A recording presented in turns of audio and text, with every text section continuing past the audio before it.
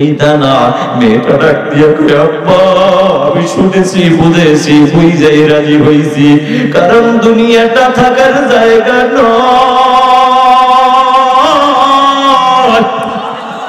এই দুনিয়ায় আমরা এসেছি বেশি দিন থাকবো না, কারণ নবীজি এক হাদিসের মধ্যে বলেন আল মারআতু ইযা সাল্লাত খামসাহা ওয়া সামাত শাহরাহা ওয়া হাসানাত ফারজাহা ওয়া আতাআত বা'লাহা দাখালাত মিন আইয়ি আবওয়াবিল জান্নাতি শাআত আও কামা ক্বালা নবী আলাইহি সালাতু ওয়াস সালাম। নবী বলেন ও দুনিয়ার নারীরা, তোমরা যদি চারটা গুণ অর্জন করতে পারো আল্লাহ তাআলা জান্নাতের 8টা দরজা তোমাদের জন্য খুলে দিবে। সুবহানাল্লাহ। 1 নম্বর গুণ হলো 5 ওয়াক্তের নামাজ, 2 নম্বর গুণ হলো মাহে রমজানের রোজা, 3 নম্বর গুণ হলো সন্তান, 3 নম্বর গুণ হলো পর্দার আমল, 4 নম্বর গুণ হলো স্বামীর খেদমত। এখন তো নদীতে পদ্মা নদী নাম আছে, পদ্মা সেতু বাংলাদেশে আছে, কিন্তু মুসলমান পর্দা তো আছে নামে পর্দা, কিন্তু আমলের পর্দা নাই। কথা কোন ঠিক কিনা? বাংলার জমিনে বর্তমানে যতটা বোরকা বিক্রি হয় ততটা থ্রি পিস মনে হয় বর্তমানে বিক্রি হয় না। কথা কোন ঠিক কিনা? তবে বর্তমানে বোরকার দোকানের উপরে লেখা ফ্যাশন, অমুক ফ্যাশন। কথা কোন ঠিক কিনা? আসলে এই বোরকাটা এখন ফ্যাশন হয়ে গেছে, যার কারণে এমন টাইপিক বোরকা বলে বোরকা ছাড়া অতটা আকর্ষণ দেখা যায় না। কথা কোন ঠিক কিনা? ও যুবক ভাই, বৃদ্ধ বাবাজিরা, ও পর্দার আড়ালের মা, এই জন্য আমি অনুরোধ করে বলি মা পর্দার আমল করো। নেককার বিবি যুবক ঘরে ঢুকাও, কপাল খুলে যাবে। ও যুবক ভাই এবার শুনে নাও, নেককার বিবি ঘরে ঢুকাইলে 3টা লাভ। 1 নম্বর লাভ, স্বামী হিসাবে খেদমতের ত্রুটি হবে না।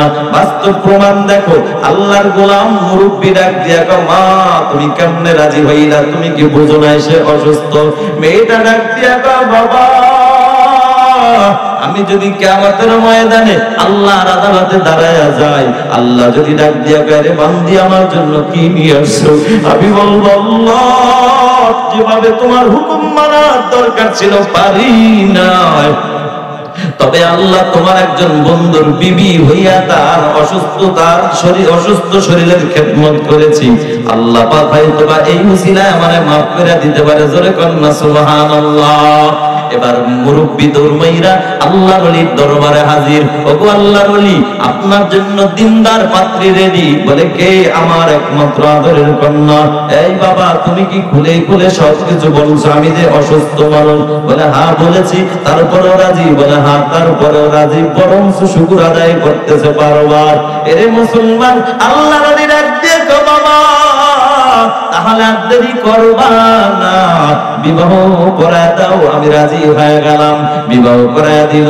ওদিকে বাসর ঘরে ঢুইকা বিবি চোখের পানি ছেড়ে দিয়ে কেঁদে কেঁদে বলে আল্লাহ ও মালিক, কেমন একজন বুজুর্গ আল্লাহওয়ালার বিবি হতে পেরেছি, নিজেকে ধন্য মনে করি। তোমার কাছে আবদার জানাই আমার স্বামীর খেদমতের জন্য কোনো ত্রুটি আমার দ্বারা না হয়। জোরে জোরে কন্যা সুবহানাল্লাহ। এদিকে আবার স্বামী ডাক দিয়া আল্লাহ যেই মেয়েটা আমার বিবি হওয়ার জন্য রাজি হয়ে গেল, আমার অসুস্থতার কথা শোনার পরও আমার খেদমতের জন্য রাজি, আল্লাহ গো আমার বিবিরে আমি একটা সারপ্রাইজ দিতে চাই। আল্লাহ তোমার কাছে আমার একটা আবদার, তুমি আমার অসুস্থ বানাইছো, কোনো আফসোস নাই। তুমি আমাকে কুষ্ঠ রোগ দিয়া পৈমানি পরীক্ষা বানাইছো, কোনো অসুবিধা নাই। যেমন আইয়ুব নবীকে আল্লাহ পাক পরীক্ষা করছে। করে কেউ যদি একটা মিষ্টি খাওয়াইয়া দেন, আগামীকাল আমার মাহফিল হলো ওই মাদারীপুর জেলায়। ওই মাদারীপুর যাইয়া যদি আগামীকালকের আলোচ্য বিষয় যদি এটাই তুলে ধরি, সিরাজগঞ্জ গিয়েছিলাম, সিরাজগঞ্জের মিষ্টি বড় মজা, এটাই যদি আলোচনার বিষয় থাকে, আল্লাহর কসম সারা রাত বয়ান করা সম্ভব। আপনাদের এই সিরাজগঞ্জের মিষ্টির মজা মাদারীপুরের মানুষদেরকে বোঝানো সম্ভব হবে না। ঠিক কিনা? কেন সম্ভব হবে না? একটাই কারণ, মিষ্টি বড় মজা, তবে এটা বয়ানের দ্বারা বোঝানো যাবে না। মিষ্টির মজা যদি বুঝাইতে চাও, একটা মিষ্টি নিয়ে আল্লাহর বান্দার মুখে তুলে দাও, আল্লাহর কসম বয়ান লাগবে না। বিনা বয়ানে মিষ্টির মজা অনুভব হয়ে যাবে, ঠিক কিনা? ও সিরাজগঞ্জের মুসলমান, মিষ্টি মুখে না দিলে যেমন মিষ্টির মজা অনুভব করা যায় না, ঠিক যে বান্দা আল্লাহর নামের জিকির করে না, ওই বান্দাকে জিকিরের মজাও কোনোদিন বোঝানো যাবে না, ঠিক কিনা? মুহাব্বতের সাথে লা ইলাহা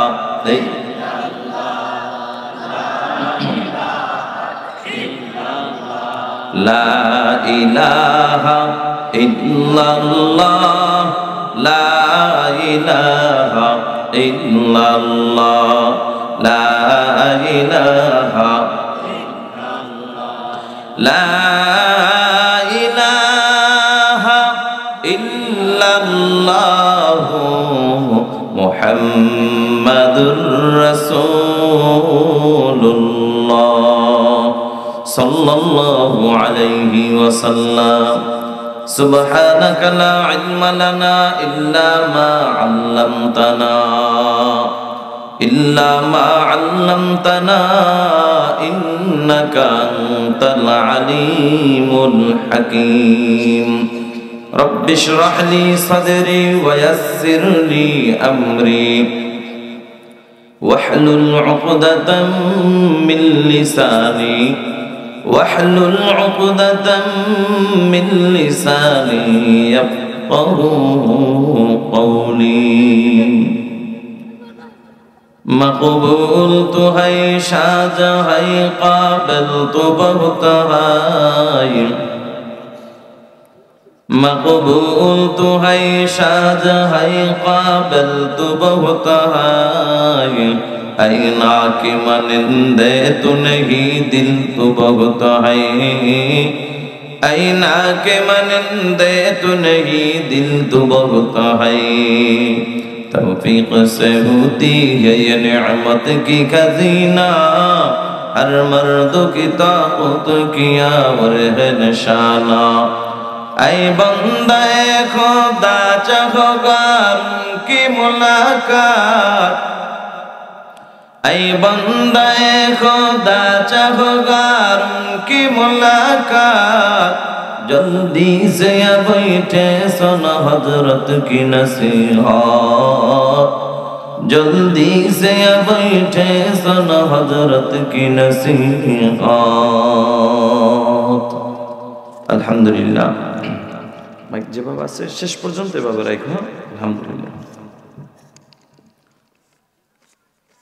পুরো আয়োজনটাই ভালো হয়েছে আলহামদুলিল্লাহ বলেন মাইকটাও ভালো আলহামদুলিল্লাহ মাইক অপারেটরও ভালো দোয়া করি আল্লাহ তাআলা এদের দুইজনকে আল্লাহ দুইজনকে দুইজন নেককার বিবি দান করুক আমিন বিয়ে করছো হ্যাঁ করো না মাশাআল্লাহ যাক তাহলে নেককার বিবি দরকার আছে না নাই আল্লাহ কবুল করুক আমিন আলহামদুলিল্লাহ সনাতনী যুব সমাজের উদ্যোগে আয়োজিত জামে মসজিদ উন্নতি কল্পে বিরাট ইসলামী জলসা উপস্থিত আজকের এই মাহফিলের মুহতারাম সম্মানিত সভাপতি জনাব মোহাম্মদ আব্দুর রহমান সাহেব সহ প্রধান অতিথি ডক্টর এম.এ. মোহিত ভাই সহ আজকে উপস্থিত সহ সভাপতি মোহাম্মদ মোস্তফা কামাল মোল্লা ভাই উপস্থিত আমার ওস্তাদ সমতুল্লাহ হযরত উলামা ইকরাম বৃদ্ধ বাবাজিরা কলেজার টুকরা যুবক ভাইয়েরা পর্দার আড়ালে অবস্থানরত সম্মানিত মা বোনেরা মহান আল্লাহ রাব্বুল আলামিনের দরবারে কালিমাতুশ শুকর আদায় করছি যে মহান রব্বুল আলামিন হায়াতের জিন্দেগীর এই মূল্যবান সময় থেকে কিছু সময় ব্যয় করে পবিত্র কোরআন ও হাদিসের আলোচনা শুনবার জন্য বেহেশতের বাগান জান্নাতের বাগান উলামা ইকরামদের মজলিস সবচেয়ে দামি মজলিস আওয়াজ দিয়া বলুন ঠিক না বেঠিক উলামা ইকরামদের মজলিস যে দামি মজলিস, এ ব্যাপারে আপনাদের কোনো সন্দেহ আছে নাকি? হ্যাঁ, তা ঠিক যে আসতে বললেন, এই ঠিক আসতে বলার কারণেই তো আজকে টঙ্গী ইজতেমার ময়দানের এই অবস্থা। কথা কোন ঠিক কিনা? উলামা ইকরামদের মসজিদ যে দামি মজলিস, এটা আমাদের স্বীকার করতে অসুবিধা আছে কোনো? সহজ হিসাব, আসতেও লাগে, আসার পরে সাথে সাথে আজান একামত, উলামা ইকরাম নামাজ পড়বেন, আপনার বিবাহ সন্তানকে বিবাহ দিবেন, তাও লাগে আলেম, আপনার লোক মারা গেছে জানাজা দিবেন, তাও লাগে আলেম, সব জায়গায় আলেম। তাহলে মাঝে দিয়া ভেষ ধরা পণ্ডিতের পাল্লা যারা পড়বে তাদের জীবন ধ্বংস হয়ে যাবে। কথা কোন ঠিক কিনা? এই জন্য ভাইরা আমার, উলামা ইকরামদের মসজিদ যে দামে মসজিদ, তাতে কোনো সন্দেহ আছে? তাহলে আওয়াজ দিয়ে বলুন, আবার জবাব দিবেন। উলামা ইকরামদের মসজিদ সবচাইতে দামি মসজিদ, আওয়াজ দিয়ে বলুন, ঠিক না বেঠিক? উলামা ইকরামদের মসজিদ যে দামি মসজিদ, আপনারা সিরাজগঞ্জ জেলার মুসলমান, ঠিক বললেও ঠিক, না বললেও কিন্তু এটা ঠিক। আবার কোন ঠিক কিনা? কেমন দামি মসজিদ? এই দামি মসজিদে যে আসবে, যে বসবে, সেই দামি হয়ে যাবে। সুবহানাল্লাহ। কিন্তু দামি মজলিসে সকলেই আসতে পারে না। আসলেও আবার তাকায় দেখবেন সকলেই কিন্তু বসতে পারে না।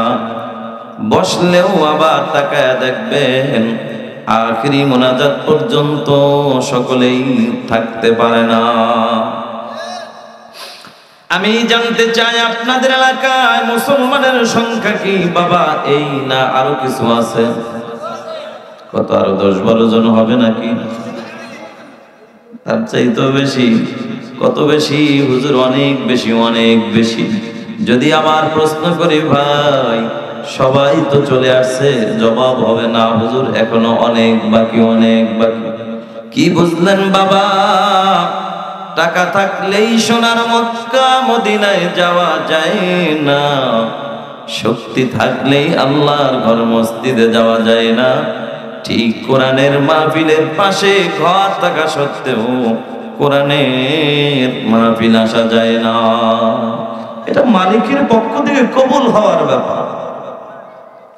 কোটি কোটি টাকার মালিক, টাকার অভাব নাই, নিজের অ্যাকাউন্টে কত টাকা আছে তাও জানা নাই। আল্লাহর বান্দা চুল পেকে গেছে, দাড়ি পেকে গেছে, আজও পর্যন্ত সোনার মক্কা মদিনায় যাবে তো দূরের কথা, বাবা যাওয়ার চিন্তাও মাথায় ঢুকাইতে পারে না। আছে না নাই? আবার তাকায় দেখো রিকশাওয়ালা বড় গরিব। আল্লাহর বান্দা সারাদিন রিকশা চালায়, গভীর রাত তাহাজ্জুদ নামাজে দাঁড়ায় যায়, নামাজের পরে ওই কাবার মালিকের কাছে কেঁদে কেঁদে বলে, আল্লাহ গরিব বানাইছো, কোনো আফসোস নাই, মনে একটা আশা, মরণের আগে একবার হলো সোনার মক্কা মদিনায় যেতে চাই। আছে না নাই? আল্লাহ পূরণ করতে পারেন কিনা?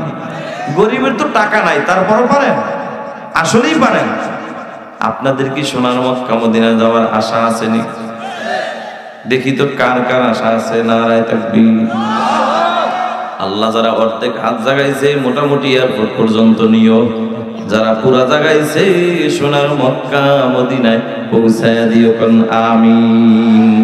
মদিনা যাইতে পারলাম না, মদিনা দেখতে পারলাম না। মন চায় যাইতে? মন চায়? বলেন যে আমার সাথে, মদিনা যাইতে পারলাম না, মদিনা দেখতে পারলাম না। মদিনা নাম কত সুন্দর,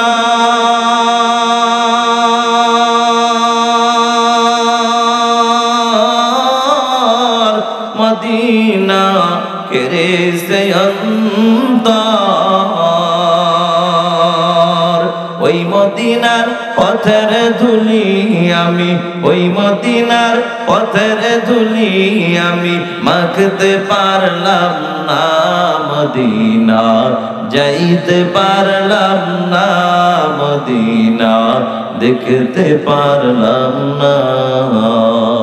আমি অসহায় তাই এত দূরে রই, আমি অসহায় তাই এত দূরে রই, শুধু সালাম জানাই মদিনা যাইতে পারলাম না, মদিনা দেখতে পারলাম না। মদিনা নাম কত মধু,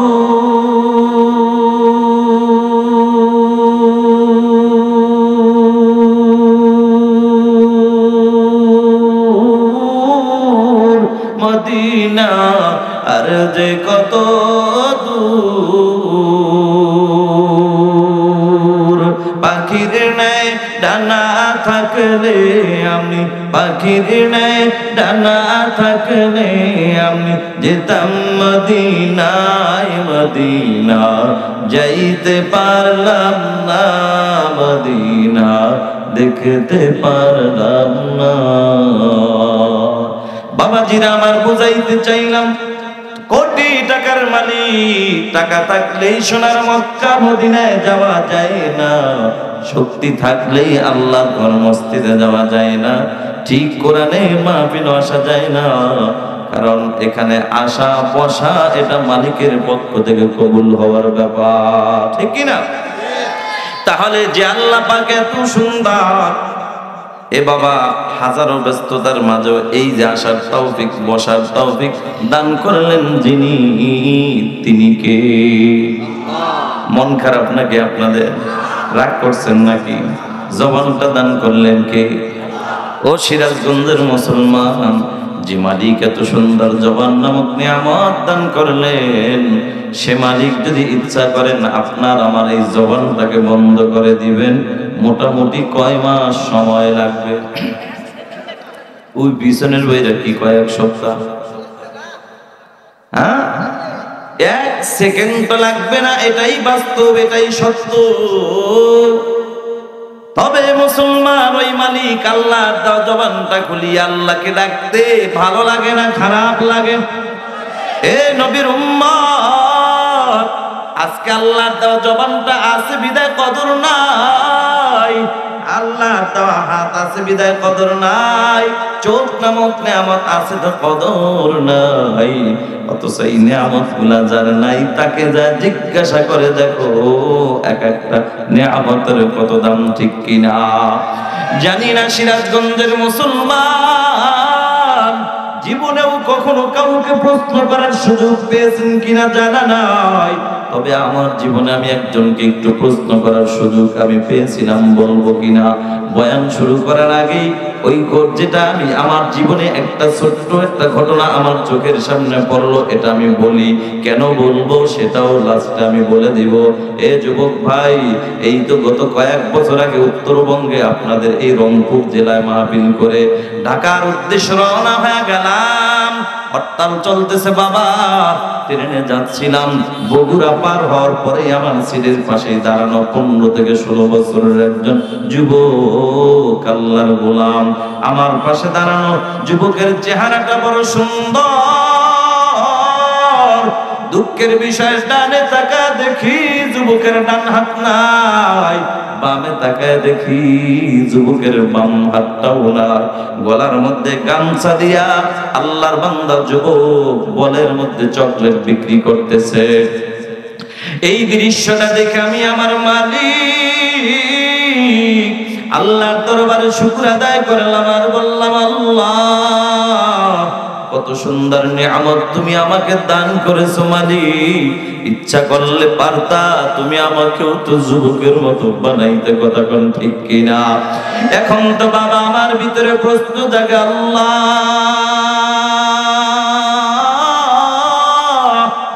দুনিয়ার জমিনে দেখেছি খানা খাইতে গেল হাতের প্রয়োজন হয়, বাথরুমে যাই সেখানেও হাতের প্রয়োজন হয়, এই যে আমার হাতে একটা ঘড়ি দেখেন বাবা, ঘড়িটা পরার জন্য কিন্তু আর একটা হাতের প্রয়োজন হয়।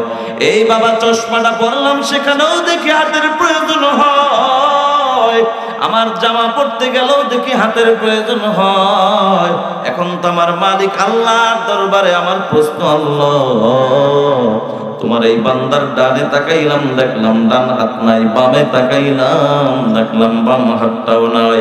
ও মালিক, তোমার এই বান্দা কিভাবে খানা খায়, কিভাবে বাথরুমে যায়, কিভাবে জামা কাপড় পরে? ওরে সিরাজগঞ্জের মুসলমান, আওয়াজ দিয়া বলো, এমন একটা প্রশ্ন বাবা মনের মধ্যে জাগে কি জাগে না?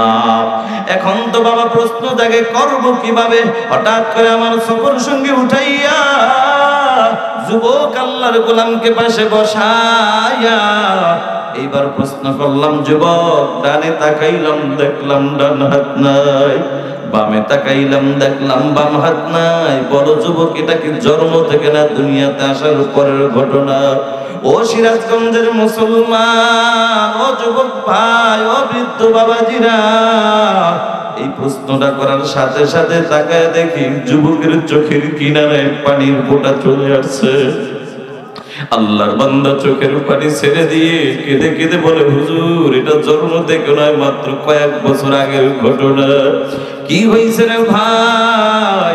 আল্লাহর বান্দা চোখের পানি ছেড়ে দিয়ে কেঁদে কেঁদে বলে, হুজুর এই তো কয়েক বছর আগে বন্ধুদের আড্ডায় পরে মসজিদের ছাদে উঠেছিলাম, কাজ চলতেছিল, রডের সাথে বিদ্যুতের সংযোগ ছিল, এটা আমার জানা ছিল না। হুজুর অজানা সত্ত্বে আমি হাতটা যখন লাগাইয়া দিলাম, মারাত্মক অ্যাক্সিডেন্ট হয়ে গেল। হুজুর এই দৃশ্যটা দেখে আমার মা সহ্য করতে পারে না। মা একটা দৌড় মাইরা ওই ডাক্তারের কাছে হাজির। ডাক্তারের কাছে যাইয়া ডাক দিয়া বলে, ওরে ডাক্তার, আমার ছেলেটা মারাত্মক অ্যাক্সিডেন্ট হয়েছে, মনে হয় আর বাঁচবে না, চলো আমার বাড়িতে চলো। হুজুর ডাক্তার আমার বাড়িতে আসার পর আমাকে পরীক্ষা কইরা ডাক দিয়া কয়, রে যুবক, এরে যুবক আল্লাহর গোলাম, জীবনটা যদি বাঁচাইতে চাও দুটি হাতের একটি হাতও রাখা যাবে না। আমি বললাম, যুবক তখন তুমি কি জবাব দিয়েছো? আল্লাহর বান্দাই প্রশ্ন করার পর আবার তাকায় দেখি যুবকের চোখে পানি। ডাক দিয়ে কয়, হুজুর ওই মুহূর্তে আমি আকাশের দিকে তাকাইয়া আল্লাহকে বলেছি, আল্লাহ তুমি আমার হাত নামক নিয়ামত যদি উঠায় নিয়ে যাও অসুবিধা নাই, তারপরও বিনিময়ে আমার জীবনটা বাঁচাইয়া দাও। আমি বললাম, এরে যুবক, হাত নামক জীবন বাঁচানোর জন্য হাত দুইটা কাটতে রাজি হইছো, ভালো কথা। বলো যুবক, তুমি খানা খাও কিভাবে, বাথরুমে যাও কিভাবে, জামা কাপড় পরো কিভাবে? প্রশ্ন জাগে কি জাগে না? এরে বাবা, এই প্রশ্নটা করার পর আবার থেকে দেখি যুবকের চোখে পানি। আল্লাহর বান্দা চোখের পানি ছেড়ে দিয়ে কেঁদে কেঁদে বলে, হুজুর আমার পেটে যখন মাঝে মাঝে ক্ষুধা লাগে, আর পেটের ক্ষুধা নিয়ে যখন আমি ঘরের মধ্যে প্রবেশ করি, তাকায় দেখি আমার জনম দুঃখিনী মা আমার জন্য খানা রেডি করে মা বাহিরে কাজে লিপ্ত হয়ে গেছে। তখন পেটে ক্ষুধা নিয়ে একবার আমি খানার দিকে তাকাই, আর একবার আমার মায়ের চেহারার দিকে তাকাই, আর আকাশের দিকে তাকাইয়া ডাক দিয়া বলি, আল্লাহ তুমি আমার হাত নামক নিয়ামতের যে কত দাম এতদিন আমি বুঝি নাই, আজকে আমি বুঝতেছি হাতের যে কত দাম। যদি আমার হাত নামক নিয়ামত থাকতো তাহলে পেটে ক্ষুধা নিয়ে মায়ের চেহারার দিকে তাকায় থাকা লাগতো না, ঠিক কিনা? নিজের খানা নিজেই মুখে তুলে দিতে পারতাম। এ যুবক ভাই, ঘটনা বলার উদ্দেশ্য ছিল না, বুঝাইতে চাইলাম হাত বলো, চোখ বলো, জবান বলো, নিয়ামত দান করলেন কে? আর একটু আওয়াজ দিয়া বলো, কে? সে আল্লাহ দাও। জবানটা খুলি আল্লাহকে ডাকতে ভালো লাগে না খারাপ লাগে? যদি ভালো লাগে মুসলমান আর একবার আওয়াজ দিয়া বলো, এই দামি মজলিসে আসার তৌফিক দান করলেন যিনি, তিনি কে? সে আল্লাহর দেওয়া জবানটা খুলিয়া সকলেই শুকর আদায় করি আলহামদুলিল্লাহ। ভাইরা আমার, আমি আমার সরাসরি মূল আলোচনায় ঢুকে যাবে ইনশাআল্লাহ, ভূমিকা আর লম্বা করবো না। তার আগে জানতে চাই আপনাদের কি ওয়াজ শোনার মতো একটু রুচি আছে? সত্য কথা, মনোযোগ আছে? ঘুম আসতেছে? সিরাজগঞ্জের মুসলমান তো এত তাড়াতাড়ি ঘুমায় না, বিশেষ করে শাহজাদপুরের থানার মুসলমান তো আরো আগেই, এত তাড়াতাড়ি ঘুমানোর কথা না। তারপরও মন চায় একটু পরীক্ষা করি। এই সবাই কি সজাগ আছেন? ভাই জীবনে তো অনেক মিথ্যা কথা বলছেন, আজকে কি একটা সত্য কথা বলতে পারবেন আমার সাথে? পারবেন তো ইনশাআল্লাহ? তাহলে সত্যি করে এখন তো সবাই কি সজাগ? পিছনের ভাইরা সজাগ? এই সবাই কি সজাগ? দেখি তো ঘুমাইছেন কে কে, হাত দেখান। हकीकत से तो दुनिया बेखबर है, दुनिया की नुमाइश पर नजर है। नमी गोयम के आज दुनिया जुदा बाश, बहर करे के बाशी बा खुदा बाश। जिससे दुनिया आज खुदा का बुदाम नकामाशन करो पर जिंदा दुनिया में हो,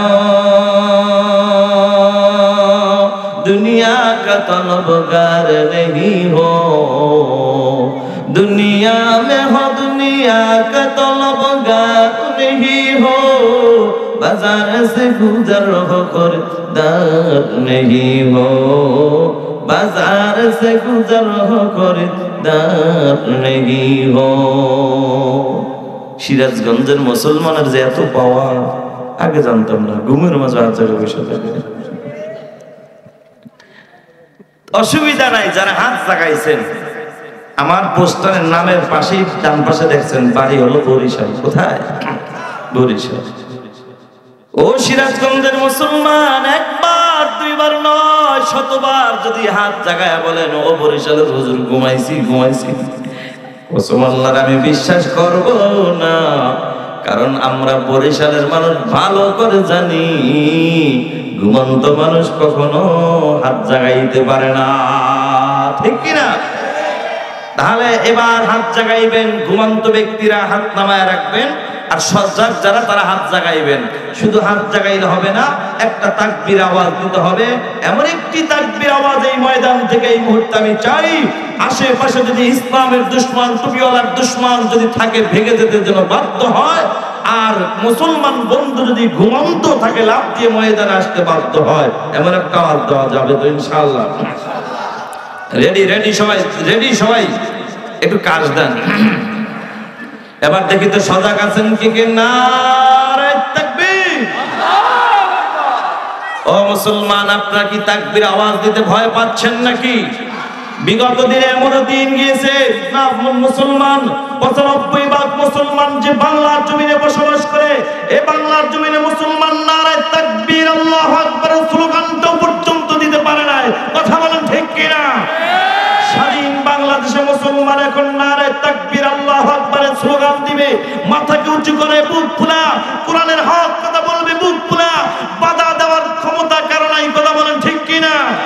ও মুসলমান, তাকবীর আওয়াজ দিয়ে যদি ময়দানে থাকা যায়, কসম আল্লাহর, এই বাংলার জমিনে কোনো ভারতের দালাল খুঁজে পাওয়া যাবে না। কথা বলেন ঠিক কিনা? এমনকি কোন চিপা কোন নাস্তিক বেঈমান খুঁজে পাওয়া যাবে না। কথা বলেন ঠিক কিনা? তাহলে একটা আওয়াজ হবে ইনশাআল্লাহ। এবার রেডি সবাই, দেখি তো সজাগ আছেন কে কে? নারে তাকবীর! আল কোরআনের আলো। ও মুসলমান, ঘরে বহুত জ্বালাইছেন, ঘরে জ্বালাই আজকে দেশের অবস্থা ১২টা। এখন থেকে স্লোগান হবে আল কোরআনের আলো। শুধু ঘরে জ্বালাইলে হবে না, আল কোরআনের আলো ঘরে জ্বালাইতে হবে, বাইরে জ্বালাইতে হবে, এমনকি রাষ্ট্র পর্যন্ত কোরআনের আলো জ্বালাইতে হবে। কথা বলো ঠিক কিনা? আর কে কে আমার সাথে একমত? নারে তাকবীর! আল্লাহ কবুল করুক, আমিন। ভাইরা, আজ গোটা পৃথিবীর মানুষ এক অশান্তির বাজারে আবদ্ধ, শান্তি কোথাও নাই। কথা বলেন ঠিক কিনা? বিশ্বাস না হলে যায় দেখেন, শান্তির মার ঘরেও শান্তি নেই। আমি সেদিন এক জায়গায় ওয়াজ করতে গেছিলাম, জায়গার নাম শান্তিনগর। কি নগর? আমি জিজ্ঞেস করলাম, ও শান্তিনগরের মুসলমান, আপনারা তো মাশাআল্লাহ খুব শান্তিতে আছেন না? যত অশান্তি আমগো। ও মা একজনে কয়, হুজুর আমরা আরো বেশি অশান্তিতে আছি। তার মানে কি? শান্তিনগরও শান্তি নাই। শান্তি তো ইসলামের মধ্যে, শান্তি তো নবীর আদর্শের মধ্যে, শান্তি তো কোরআনের আইনের মধ্যে। কথা বলেন ঠিক কিনা? ভাইরা আমার, আজ আমি আপনাদের মাঝে, তবে শান্তি কোথাও না পেলেও পৃথিবীতে একটা জায়গা আছে, ঢুকলেই শান্তি। জায়গাটার নাম কি? মসজিদ। মসজিদ শান্তির জায়গাটা 100% সত্য। তবে দুঃখজনক হলো সত্য, এ কথাও সত্য, বর্তমানে বাংলাদেশের অধিকাংশ মসজিদে ঢুকাও শান্তি পাওয়া যায় না। বলে কেন? শান্তির জায়গা অশান্তির কারণ যতগুলো আছে এর মধ্যে 1 নম্বর কারণ হলো সুদখোর, ঘুষখোর, বেনামাজির দল। কথা বলেন ঠিক কিনা? মসজিদের সভাপতি 10 বছর হয়েছে, এখন পর্যন্ত সুদের খাতার থেকে নাম কাটাইতে পারে না। কথা বলা আছে না নাই? এখনো ঘুষের খাতার থেকে নাম কাটতে পারে নাই, এখনো নবীর সুন্নতি দাড়িটা রাখতে পারে নাই। যেই সভাপতির দাড়ি নাই, সে আবার দাড়িওয়ালাকে মোহাব্বত করবে কিভাবে? যে নামাজ পড়ে না, সে তো ইমামের উপর মোহাব্বত আসতেই পারে না। কথা কোন ঠিক কিনা? ভাইয়ার আমার, আজ আমি আপনাদের মাঝে আল্লাহর এই কালাম থেকে 114টি সূরার মধ্যে একটি সূরা, সূরা নাহল থেকে 90 নং আয়াতে কারিমা তেলাওয়াত করেছি। এমন একটি দামি আয়াতে কারিমা তেলাওয়াত করেছি, আমার ডানে বামে সামনে পিছনে নিচে ওলামায়ে কেরাম আছেন, হযরত ওলামায়ে কেরাম তারাই জানেন এটা কত দামি আয়াত, কত বরকতি আয়াত। মুফাসসিরিনে কেরাম বলেন গোটা 30 পারার আলোচনা আল্লাহ তাআলা আয়াতের মধ্যেই ঢুকিয়ে দিয়েছেন।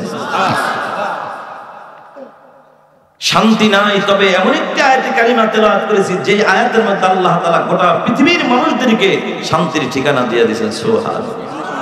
এই আয়াতের মধ্যে আল্লাহ তাআলা 3টা আদেশ করেছেন এবং 3টা নিষেধ করেছেন।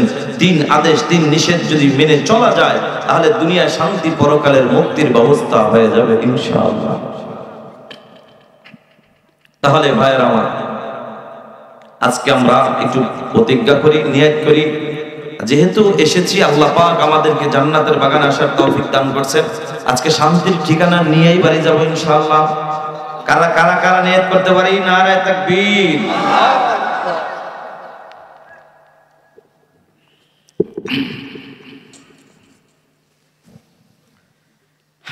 আয়াতে কারিমা তেলাওয়াত করেছি, আল্লাহ বলেন বিসমিল্লাহির রহমানির রহিম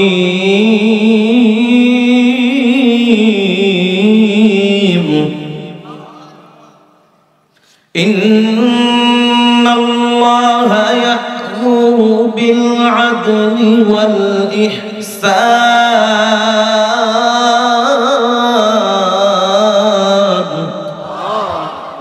আল্লাহ বলেন তোমরা ইনসাফওয়ালা হয়ে যাও। ও নবীর উম্মত, ইনসাফ যদিও ছোট একটা শব্দ, কিন্তু এই 70টি শব্দ ছোট একটি মেডিসিন। এই এক ছোট মেডিসিন, যদিও শব্দটা ছোট, কিন্তু ইনসাফ নামক মেডিসিনের বড় পাওয়ার, বড় দাম। ইনসাফ নামক মেডিসিন যদি আপনার এলাকার চেয়ারম্যানের অন্তরে ঢুকে যায়, আল্লাহর কসম চেয়ারম্যান দ্বারা জনগণ কোনোদিন কষ্ট পাবে না। মেম্বারের অন্তরে ঢুকলে জনগণ কষ্ট পাবে না। জনগণের অন্তরে ঢুকলে চেয়ারম্যান, মেম্বার, এমপি, মন্ত্রী কষ্ট পাবে না। ইনসাফ নামক মেডিসিনের এত পাওয়ার, এত পাওয়ার। ইনসাফ নামক মেডিসিন যদি আপনার এলাকার, আপনার ঘরের বিবির অন্তরে ঢুকে যায়, স্বামী কষ্ট পাবে না। স্বামীর অন্তরে ঢুকলে বিবি কষ্ট পাবে না। মা বাবার অন্তরে ঢুকলে সন্তান কষ্ট পাবে না। সন্তানের অন্তরে ঢুকলে মা বাবা কষ্ট পাবে না। সুবহানাল্লাহ। এখন জানার দরকার ইনসাফ কাকে বলে, ইনসাফ কোন জগতের হালুয়া খায় না মাথা দেয়, এটা তো জানতে হবে। এরে বাবা, ইনসাফ মানে কি? ইনসাফ মানে হলো যার যেই পাওনা, যার যেই হক, যার যেই অধিকার বুঝায়া দেওয়ার নাম হইল ইনসাফ। ঠিক কিনা? মনে করেন আপনি আমার কাছে 10টা টাকা পাবেন, বাবাজি দেওয়াটা দায়িত্ব, পাওয়াটা আপনার অধিকার। আমি যদি সময় মতো দায়িত্ব পালন করি, আপনিও অধিকার বুঝে পাইলেন, এটার নাম হইল ইনসান। সকালবেলা ফরজ গোসল করার জন্য পানিতে নামবে, এমন সময় কে যেন ডেকে বলছে আপনি নবী নাকি শহীদ হয়ে গেছেন। আপনার শহীদের খবর শুনিয়া আপনার আদরের সাহাবী আর গোসলের কথা ভুইলা গেছে, গোসল আর করে নাই, শরীরটা বড় না পা। ও আল্লাহর নবী তাড়াতাড়ি গোসল দেওয়ার ব্যবস্থা করেন। আল্লাহর নবী ডাক দেয়া, ও সাহাবীরা তাড়াতাড়ি গোসল দিতে হবে, পানির ব্যবস্থা করো।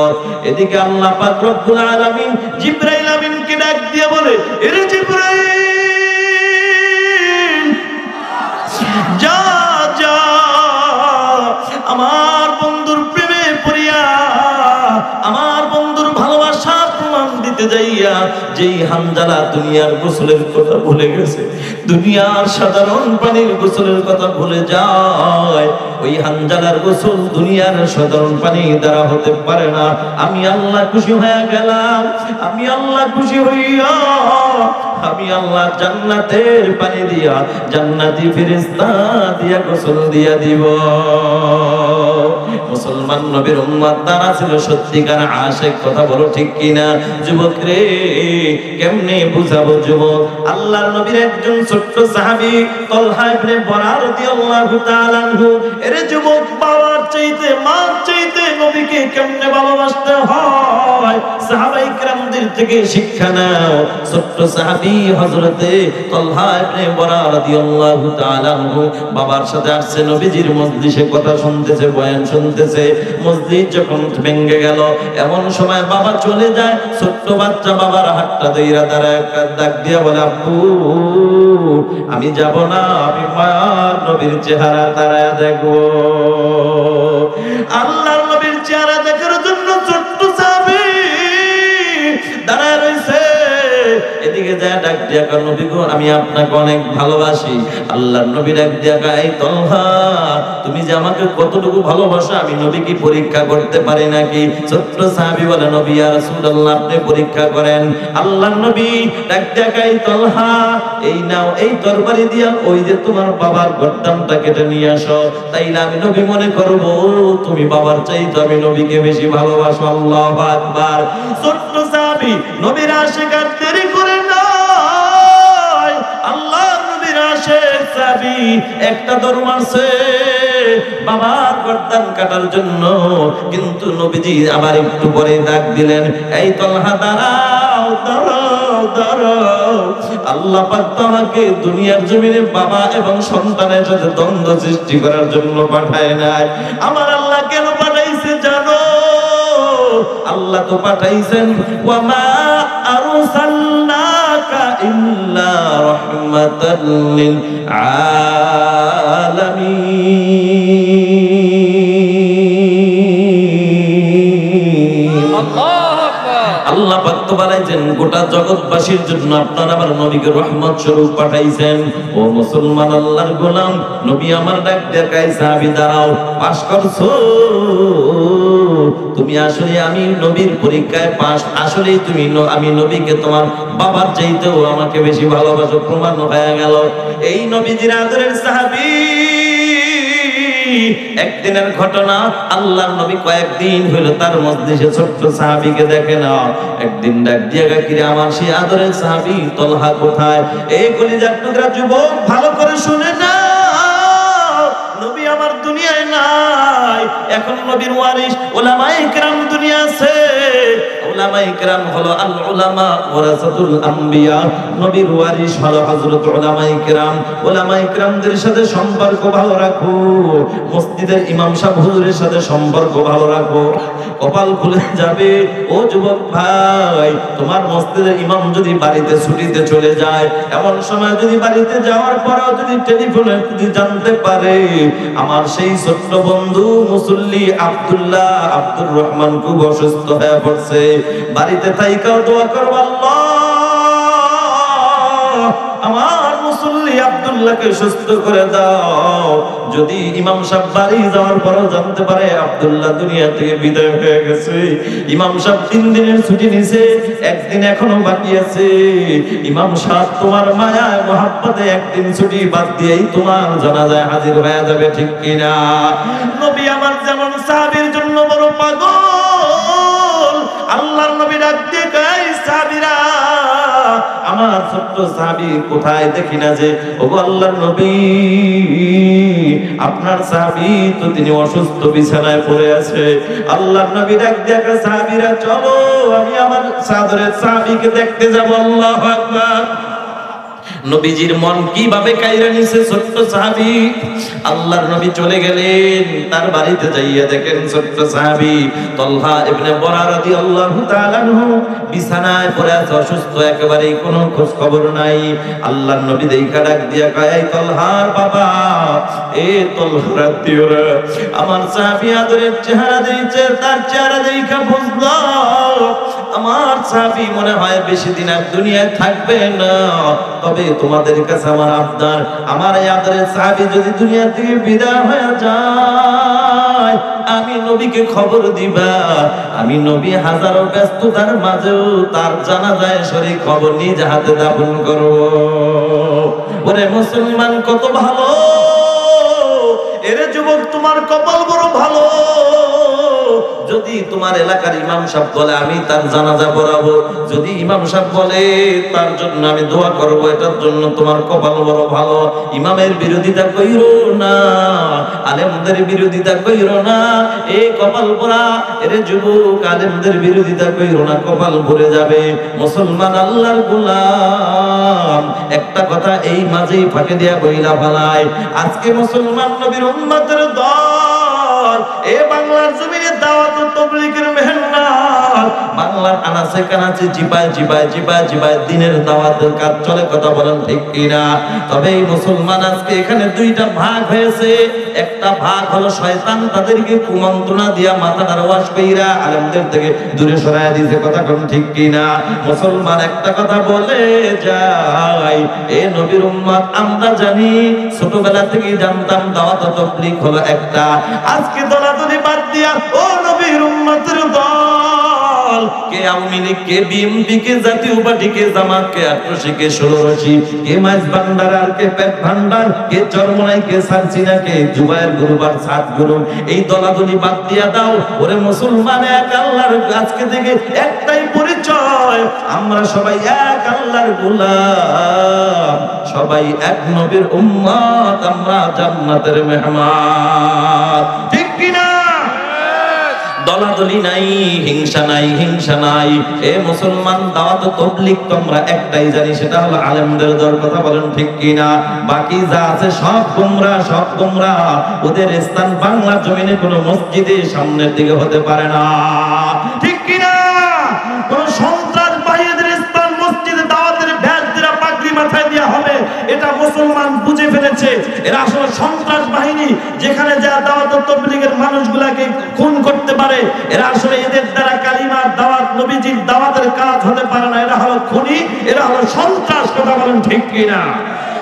আজকে আমরা একটা জানি দাওয়াত ও তাবলীগ, সেটা হলো একটা উলামায়ে কিরামদের গ্রুপ। মনে থাকবে ইনশাআল্লাহ। যারা অন্য দলে আছেন তাড়াতাড়ি তওবা করে উলামায়ে কিরামদের সাথে যে হাত মিলা কাজ করেন, তাহলে আল্লাহর নবী শাফায়াত পাইবেন, কাজ হবে ইনশাআল্লাহ। ভাইরা আমার, ও নবীর উম্মতের দল, আল্লাহর নবী ডাক দিয়া কও, তালহার বাবা, আমি তোমাকে বইলা যাই, আমার আদরের সাহাবী যদি বিদায় হয়ে যায়, আমি নবীকে খবর দিবা, আমি নবী জানাজা পড়াবো, দাফন করব। আল্লাহর নবী চলে যায়, এদিকে ছোট্ট সাহাবী একটু হুঁশ ফেরার পরে জানতে পারলো বাবার কাছে নবী এই কথা বলে গেছে। ছোট্ট সাহাবী ডাক দিয়া কয়, আব্বা, আমার নবী আমার জানাজা পড়াবে, এটা আমার জন্য বড় ভাগ্যের ব্যাপার, কিন্তু আব্বু আমার নবীর মা নাই, আমার নবীর বাবা নাই, আমার নবী বড় ইতিম, আমি যদি রাতের বেলা মারা যাই আর আমার মায়ের নবী যদি আমাকে দেখার জন্য জানাজা দেওয়ার জন্য ওখান থেকে আসে, রাতের বেলা যদি খবর দাও আমার নবী রাতের বেলা আসার সময় কাফের বেঈমানদের বাড়ির সামনে পড়বে, আমার এতিম নবীর গায়ে ওরা হাত তুলবে, আমি তলহা মরণের উপর এটা মেনে নিতে পারবো না। নারে তাকবীর! এটাই হলো নবীর আশিক, কথা কোন ঠিক কিনা?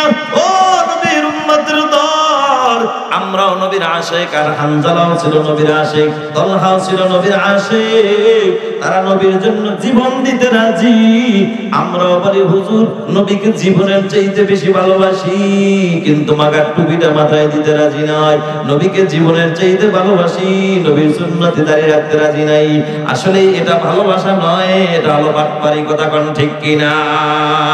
ও মুসলমান নবীর উম্মতের দল, আল্লাহর নবী কথা বলে চলে গেলেন, এদিকে সাহাবী তো দুনিয়া থেকে বিদায় হয়ে গেল, তাকে দাফন করা হইল। এবার মুসলমান দিনের বেলা নবী জানতে পারলেন, তাড়াতাড়ি চলে আসলেন। এই তলহার বাবা, বললাম না আমাকে খবর দেওয়ার জন্য? ওগো নবী, আপনার আদরের সাহাবী এই কথা বলছে আপনাকে খবর না দেওয়ার জন্য। বেঈমানের গোষ্ঠী পথে পড়বে, আপনাকে কষ্ট দিবে, এটা সহ্য করতে পারবে না। নবী আমার তলহার কবরের কিনারে যাইয়া আল্লাহ নবী হাত উঠায় দোয়া করে, আল্লাহ নবীর উম্মতের দল কিন্তু পাইবেন 10, দিলাম 5, তাও 2 বছর ঘুরাইয়া এমন বাটপার আছে কিনা? বাংলাদেশে আসেনি, বাংলাদেশে থাকলে থাকতে পারে, সিরাজগঞ্জ জেলায় তো নাই। আরে সিরাজগঞ্জ বড় একটা জেলা, থাকতে পারে, শাহজাদপুর থানায় তো নাই, আসেনি। ও নবীর উম্মত, এই যে পাইবেন 10, দিলাম 5, এই যে 2 বছর ঘুরাইলাম, দিলাম 5, আবার টাকা চাইলে চোখ গরম, উল্টা ধমক, আছে না নাই? বলেন তো এটা কি ইনসাফ না জুলুম? শান্তি না অশান্তি? তাহলে শান্তি কোনটার মধ্যে? ইনসাফের মধ্যে না জুলুমের মধ্যে? এরে নবীর উম্মতের দল, এই যে আমি জুলুম করলাম আপনার উপর, আপনি গরিব মানুষ কি করবেন? মানুষ তো মানুষের উপর জুলুম করে 2 কারণে, একটা হলো টাকার গরম, আর একটা হইলো ক্ষমতার গরম। তবে টাকাটাও বেশি দিন থাকে না, ক্ষমতা তো থাকে, হ্যাঁ? তাইলে ক্ষমতাও বেশি দিন থাকে না। মুসলমান আল্লাহর গোলাম, এই যে আমি আপনার উপর জুলুম করলাম, আপনি কি করবেন? গরিব মানুষ, টাকাও নাই, ক্ষমতাও নাই। বাবা রে, হ্যাঁ আপনার জন্য রাস্তা আছে 2টা, একটা হলো মালিক আল্লাহর কাছে বিচার দেন, আর একটা হলো সমাজের মাতবরের কাছে বিচার দেন। সমাজের কোন মাতবরের কাছে বিচার দিবেন? বর্তমানে বাংলাদেশের অধিকাংশ মাতবরের বিচারের মধ্যেও তো কত ভেজাল আছে না নাই? গরিব আল্লাহর বান্দা মাতবরের কাছে গেছে, ও মাতবর আমার জায়গাটা জোর করে আরেকজনের ক্ষমতার উপরে দখল করে নিয়ে গেছে, ও মাতবর বিচারটা করে দেন। মাতবর তো মাশাআল্লাহ এমন মাতবর, টাকা ছাড়া বিচার হাতে নেয় না, আছে না নাই?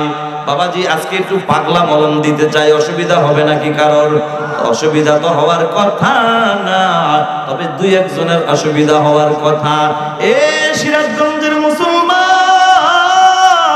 ওই যে গুলিস্তানের মধ্যে জায়গায় তাকায় দেখবা, ঢাকার গুলিস্তানের মধ্যে দেখবা ভ্যান দিয়ে পাগলা মলম বিক্রি করে। পাগলা মলমের কাজ হলো দাউদ এক্সিমা বিকাশ চুলকানির কাজ করে, কথা কোন ঠিক কিনা? ও নবীর উম্মতের দল, আজকে যদি পাগলা মলম মাহফিল কমিটি যদি সবাই একটু একটু করে লাগায় দেয়, শরীরে লাগাইলে কাউকে কামড় দিবে না, তবে 2-1 জনকে কিন্তু আবার ছাড় দিব না। কাকে কামড় দিবে না? বলে যার দাউদ নাই, এক্সিমা নাই, বিকাশ নাই, তাকে কোনো কামড় দিবে না, অসুবিধা হবে না। তবে ছাড় দিবে না কাকে? যার দাউদ এক্সিমা বিকাশ আছে, সে কেট করে উঠবে, কথা কোন ঠিক কিনা? ও নবীর উম্মতের দল, বরিশালের হুজুর আয়েশা কোরআনের থেকে হাদিস থেকে মলম লাগাইবে, কোরআন হাদিসের থেকে একটু আপনাদেরকে এখন পাগলা মলম লাগায় দিবে। তবে এই পাগলা মলম লাগানোর পরে সবার কিন্তু জ্বলবে না, সবার সমস্যা হবে না। সমস্যা হবে কার? যেই লোকটা হঠাৎ করে ওয়াজের ময়দান থেকে দেখবেন উঠা যাবে, মনে করবেন এইটাই সেই দাউদ এক্সিমার রোগী, কথা কোন ঠিক কিনা? উঠাউঠি করবেন, অ্যান্টিবায়োটিক মাইরে দিয়েছিস, ওঠার কোনো সুযোগ নেই, আর একটা মাইরে দিন, আপনাদের দেশে ধান কাটা আছে নি? আছে? আচ্ছা, ধান কাইটা পুরুষ কিন্তু দেখলাম ধান কাইটা বাড়িতে পৌঁছায় দেয়, আলাদা করে দেয়। আমার বরিশালে আছে, মা বোনদেরকে দেখেছি ছোটবেলা, কুলা চেনেননি আপনারা? আছে এই কুলা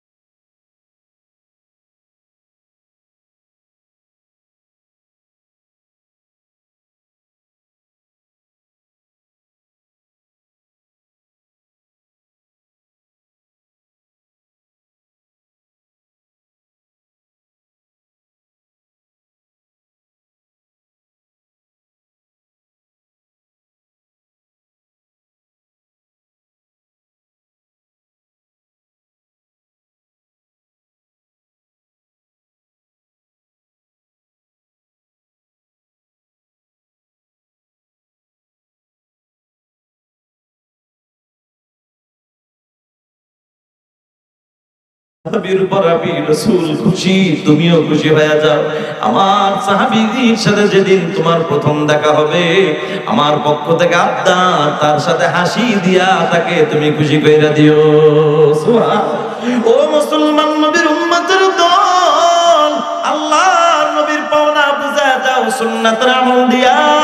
এরে যুবক ভাই, মায়ার নবীর আমল বুঝায় দাও, মায়ার নবীর পাওনা বুঝায় দাও সুন্নাতের আমল দিয়া।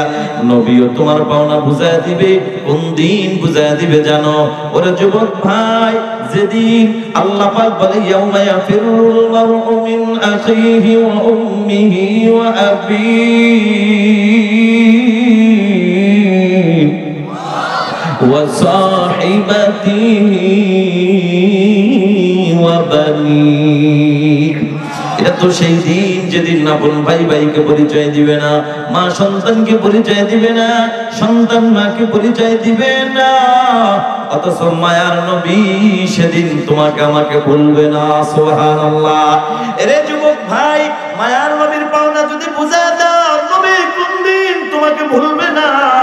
যুবক রে, যেদিন তোমার আপন মা ভুলে যাবে, আল্লাহর নবী হাদিসের মধ্যে বলেন, এক আল্লাহর বান্দা, কিতাবে আছে, এক আল্লাহর বান্দা কিয়ামতের ময়দানে একটা নেকির অভাবে জান্নাতে যাইতে পারবে না।